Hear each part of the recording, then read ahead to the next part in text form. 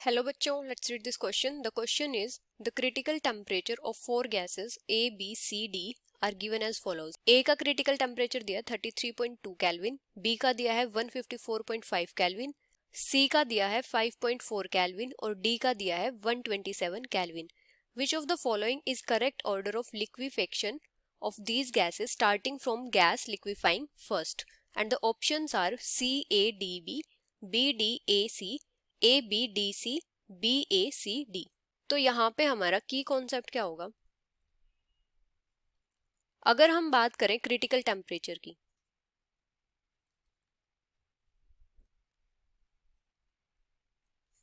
तो critical temperature क्या होता है? किसी भी गैस का वो टेम्परेचर जिसके अबो गैस लिक्विफाई नहीं हो सकती, उसके ऊपर कितना भी प्रेशर अप्लाई कर ले.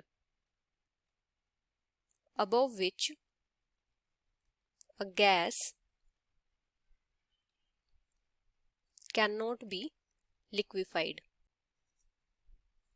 by application of pressure.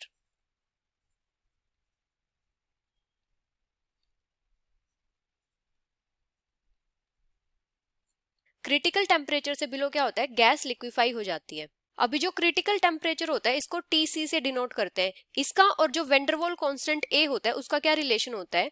8a by 27 RB. ए क्या होता है? Van der Waals constant.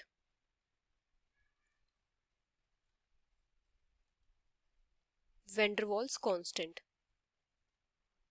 और ये कांस्टेंट क्या रिप्रेजेंट करता है? Force of attraction between the molecules.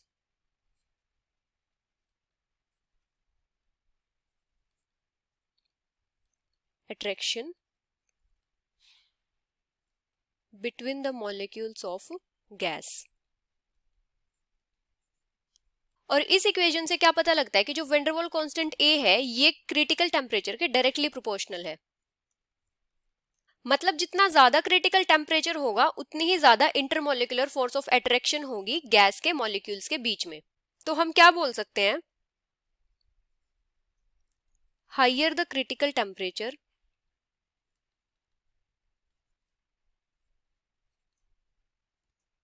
of a gas, greater will be the intermolecular forces of attraction.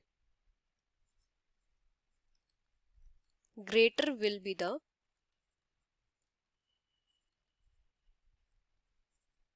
intermolecular forces of attraction between the molecules of gas.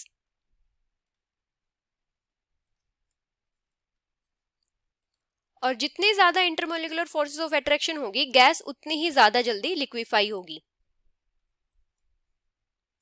Gas will be liquefied easily. तो क्या होगा? जितना ज्यादा critical temperature होगा gas उतनी ही जल्दी liquefy होगी. Higher the critical temperature मतलब टीसी,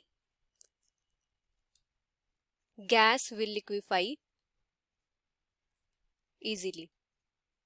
अभी हमें यहाँ पे क्या दिया है कि जो ए गैस है इसका क्रिटिकल टेम्परेचर है 33.2 केल्विन और जो बी गैस है इसका है 154.5 केल्विन, सी का है 5.4 केल्विन और डी का कितना है? 127 केल्विन. तो सबसे ज्यादा क्रिटिकल टेम्परेचर कौन सी गैस का है? बी का. तो सबसे जल्दी कौन सी गैस लिक्विफाई होगी?